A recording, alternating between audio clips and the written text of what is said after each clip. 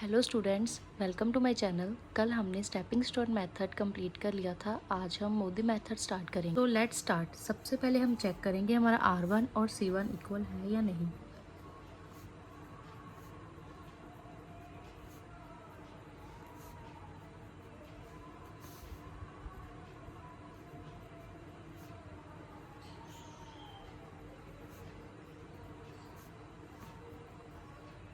हमारा R1 और C1 equal है, सो इसे हम नॉर्मल ट्रांसपोर्टेशन प्रॉब्लम की तरह ही सॉल्व करेंगे।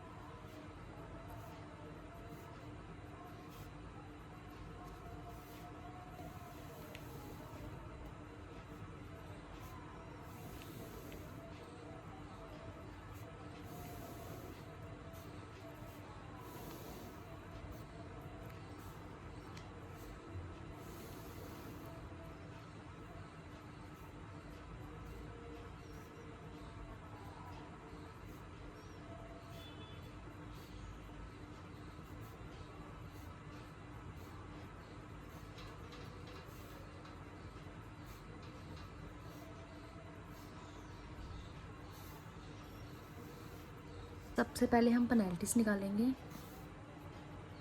4 और 8 का डिफरेंस 4, 16 और 16 का डिफरेंस 0, 8 और 16 का डिफरेंस 8, 4 और 8 का डिफरेंस 4, 8 और 16 का डिफरेंस 8, 8 और 16 का डिफरेंस 8। यहाँ पर 3 8 है, आप कोई भी ले सकते हो, मैं ये ले रही हूँ। यहाँ पर मिनिमम एलिमेंट देखेंगे वो है 8। यहाँ पर है 77 और यहाँ पर है 72, हम 72 लेंगे। यहाँ पर हो गया 0, यहाँ पर हो गया 5। अब इस कॉलम को हम कट करेंगे। अब हम नेक्स्ट पेनल्टी निकालेंगे। 8 और 8 का डिफरेंस 0, 24 और 16 का डिफरेंस 8, 16 और 24 का डिफरेंस 8, यहाँ पर ब्लैंक। 8 और 16 का डिफरेंस 8, 8 और 16 का डिफरेंस 8। यहाँ पर सभी एलिमेंट सेम है, आप कोई भी ले सकते हो। ये ले रही हूँ। यहाँ पर 16, यहाँ पर 82, यहाँ पर है 41, मैं 41 ले रही हूँ। यहाँ पर हो गया 0, यहाँ पर हो गया 41। अब इस कॉलम को हम कट करेंगे। अब हम नेक्स्ट पेनल्टी निकालेंगे। यहाँ पर एक ही एलिमेंट है, सो वही आ जाएगा। यहाँ पर भी सेम 24, यहाँ पर 16, यहाँ पर ब्लैंक। 8 और 16 का डिफरेंस 8, यहाँ पर ब्लैंक। अब यहाँ पर सबसे मैक्सिमम एलिमेंट है 24, 24 की रो में जाएंगे, सबसे मिनिमम एलिमेंट देखेंगे। यहाँ पर एक ही एलिमेंट है, सो हम ये लेंगे। यहाँ पर है 41, यहाँ पर है 102, हम 41 लेंगे। यहाँ पर हो गया 0, यहाँ पर हो गया 61। इस रो को हम कट करेंगे। अब नेक्स्ट पेनल्टी निकालेंगे। यहाँ पर 8 आ जाएगा, यहाँ पर ब्लैंक, यहाँ पर 16 आ जाएगा, यहाँ पर ब्लैंक। 8 और 16 का डिफरेंस 8, यहाँ पर ब्लैंक। यहाँ पर सबसे मैक्सिमम एलिमेंट है 16, 16 की रो में जाएंगे, मिनिमम एलिमेंट देखेंगे। यहाँ पर एक ही है, सो यही लेंगे। यहाँ पर है 5, यहाँ पर है 61, मिनिमम एलिमेंट यहाँ पर आएगा। यहाँ पर होगा 0, 61 और 5 का डिफरेंस 56। अब इस रो को हम कट करेंगे। अब नेक्स्ट हमारे पास एक ही एलिमेंट बचा है, ये ऐसे ही सॉल्व हो जाएगा। यहाँ पर है 56 और यहाँ पर भी 56, यहाँ पर 56 आ गया, यहाँ पर हो गया 0 और यहाँ पर भी हो गया 0। अब हम यहाँ पर सेल नोट करेंगे जिसमें कोई पेनल्टी नहीं लिखेंगे।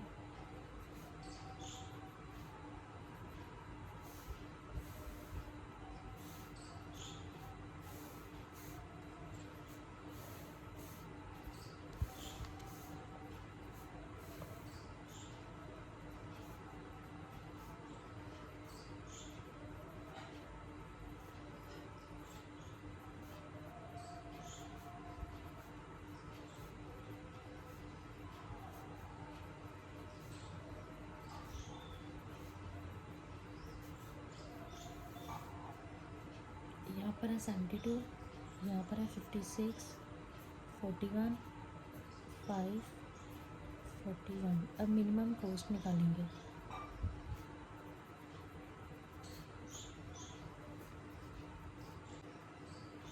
Eight into 72, 8 into 56, 24 into 41, 16 into 5, 16 into 41। 8 into 72 576, 8 into 56 448, 24 into 41 984, 16 into 5 80, 16 into 41 656। यहाँ पर टोटल आ गया 2744। हम चेक करेंगे हमारा सॉल्यूशन नॉन डीजेनरेट है या नहीं। m हमारे पास है 3 और n भी हमारे पास है 3 -1 6 - 1 5। हम चेक करेंगे हमारी जो सेल है वो 5 है या नहीं। 1 2 3 4 5। हमारा जो सॉल्यूशन है वो नॉन डीजेनरेट है।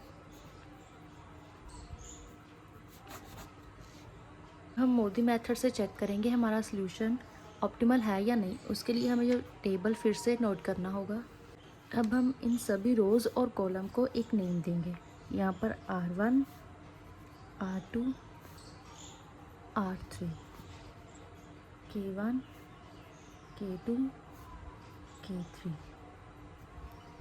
अब हम R1 और K1 K2 K3 इन सब की वैल्यूज़ निकालेंगे। इसके लिए हमारे पास एक फॉर्मूला है RI + KJ = CIJ।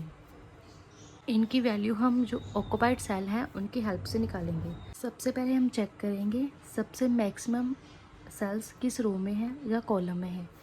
यहाँ पर 1 है, यहाँ पर 2, यहाँ पर 2, इस रो में कॉलम में 1 है, यहाँ पर 3 है।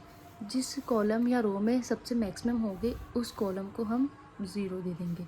यहाँ पर मैक्सिमम है इसलिए हमने इसे 0 दे दिया। अब इसकी हेल्प से हम बाकी के सेल की वैल्यू निकालेंगे। जिसको हमने नेम दिया है 0, अब उसकी ही रो में जाएंगे। ये सेल की हेल्प से हम इनकी वैल्यूज़ निकालेंगे। अब यहाँ पर गए, यहाँ पर फर्स्ट है 1 2। मैंने आपको हर एक बॉक्स का नेम बताया था। यहाँ पर C1 2, ये C1 2 है, वही C1 2 ये है। यहाँ पर हम C1 2 ले लेंगे। R1 RI को हम R1 देंगे और KJ को हम K2। यहाँ पर 1 2 है और यहाँ पर 1 2 हो गया। अब इनकी वैल्यू फिल करेंगे। R1 हमारे पास नहीं दिया हुआ, R1 ऐसे ही आ जाएगा। K2 हमारे पास 0 है, C1 2 हमारे पास 8 है। ऐसे R1 की वैल्यू हमारे पास आ गई 8। यहाँ पर 8 लिखेंगे। ऐसे हम बाकी सेल देखेंगे। इस सेल की वैल्यू, इस सेल की हेल्प से हमने वैल्यू निकाल ली। अब इस सेल की हेल्प से निकालेंगे। यहाँ पर क्या है C2 और 2। पहले फॉर्मूला नोट करेंगे। CIJ क्या है C2 2। R को भी 2 देंगे और K को भी 2 देंगे। जो फर्स्ट नंबर है वो R को देंगे, जो सेकंड नंबर है वो 2 को। R2 की वैल्यू हमारे पास नहीं है, K2 की वैल्यू है 0 और C2 की वैल्यू है 24। R2 हमारे पास आ गया 24। यहाँ पर जो वैल्यू देनी है वो सेल के नंबर की नहीं देनी, इस नंबर की देनी है। अब इस सेल की हेल्प से हम वैल्यू निकालेंगे C3 2। फॉर्मूला है R1 + KJ = CIJ। यहाँ पर आ जाएगा C3 2। फर्स्ट को वैल्यू जाएगी 3, सेकंड को जाएगी 2। R3 की वैल्यू हमें नहीं पता, यहाँ पर R3 आ जाएगा। K2 की है 0 और C3 2 की है 16। R3 हमारे पास आ गया 16। यहाँ पर 16 फिल किया। अब इनकी वैल्यू हमारे पास आ गई है। अब इनकी रो में जाएंगे हम, R1 की रो में जाएंगे हम। यहाँ पर है C1 2। C1 2 की वैल्यू हमने निकाल ली है, इसलिए अब ये निकालेंगे। अब नेक्स्ट रो में जाएंगे R2। यहाँ पर इसकी वैल्यू निकल गई थी, इसकी हमने निकालनी है 2 3। हम निकालेंगे अब R2 + K3 = C2 3। R2 की वैल्यू है 24, K3 की हमारे पास नहीं है, C2 3 की वैल्यू है 16। K3 की वैल्यू है 16 - 24। K3 की वैल्यू हमारे पास आई -8। अब इसकी हेल्प से आगे वैल्यू निकालेंगे। C3 2 हमने निकाल ली है, अब C3 1 निकालेंगे। फॉर्मूला था R3 + K1 = C3 1। R3 हमारे पास 16 + K1 = 8। K1 = 8 माइनस 16, K1 की वैल्यू हमारे पास आई -8। अब हमने R की और K की वैल्यू निकाल ली है और अब R और K की हेल्प से इन अनऑक्युपाइड सेल की वैल्यू निकालेंगे। जितने भी ये अनऑक्युपाइड सेल हैं इन सब की हम वैल्यू निकालेंगे। उसके लिए भी एक फार्मूला है। फार्मूला है delta I J equal to C I J minus R I plus K J. अब इस फार्मूले की हेल्प से हम बाकी वैल्यूज़ निकालेंगे। सबसे पहले हमने वैल्यू निकालनी है C11 की। डेल्टा आई जे को हम लिखेंगे डेल्टा 11 इजकल टू C11। हमें मालूम है R को हम फर्स्ट नंबर देते हैं R1, K को सेकंड K1। अब यहाँ पर वैल्यू पुट करेंगे। डेल्टा ऐसे ही आ जाएगा। C11 की वैल्यू है 4 माइनस R1 की वैल्यू हमारे पास थी 8 प्लस KJ की वैल्यू हमारे पास थी -8। डेल्टा 11 की जो वैल्यू है 4 माइनस 0, डेल्टा 11 की वैल्यू हमारे पास आ गई 4। अब इस वैल्यू को हम यहाँ पर फिल करेंगे। आप किसी और पेन से भर सकते हो, मैंने पेंसिल से ही फिल किया। आप किसी भी पेन से फिल कर सकते हो, लेकिन पेन डिफरेंट होना चाहिए जिससे आपको पता लग जाए। ऐसे ही हम आगे C1 और 3 की वैल्यू निकालेंगे, बाद में C21 की, बाद में C32 की।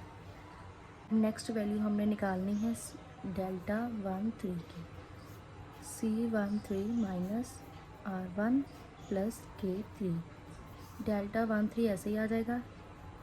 C13 की वैल्यू हमारे पास 8 है, R1 की 8 प्लस K3 की -8। डेल्टा 13 इक्वल टू 8 माइनस, यहाँ पर हमारे पास 0 हो गया। डेल्टा 13 की वैल्यू है 8। नेक्स्ट वैल्यू हमें निकालनी है डेल्टा 21 की। C21 minus R2 plus K1।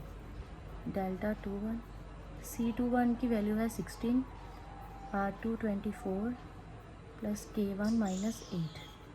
ये हमारे पास आ गया 0। नेक्स्ट हम वैल्यू निकालेंगे delta 33।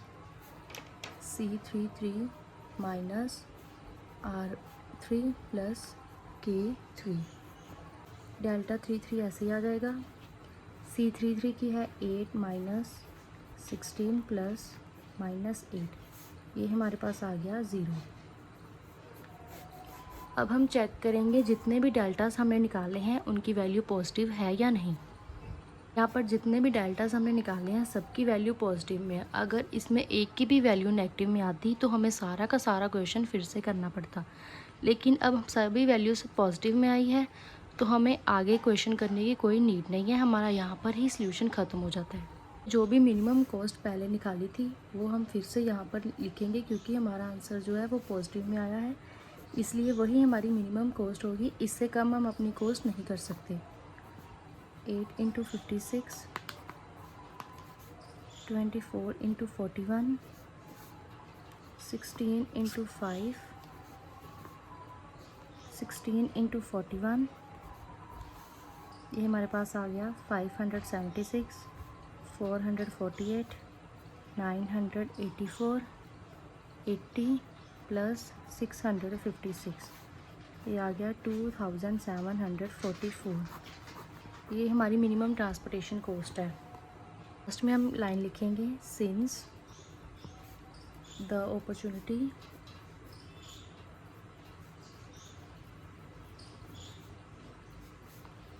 cost of all unoccupied cells or water scale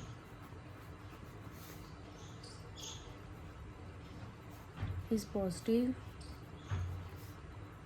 we are having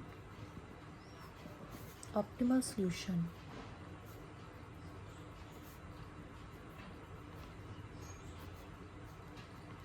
इसमें हमने बस पहले वोगल अप्रॉक्सीमेट मेथड से मिनिमम ट्रांसपोर्टेशन कॉस्ट निकाली, बाद में हमने चेक किया मोदी मेथड की हेल्प से कि हमारी कॉस्ट मिनिमम है या नहीं।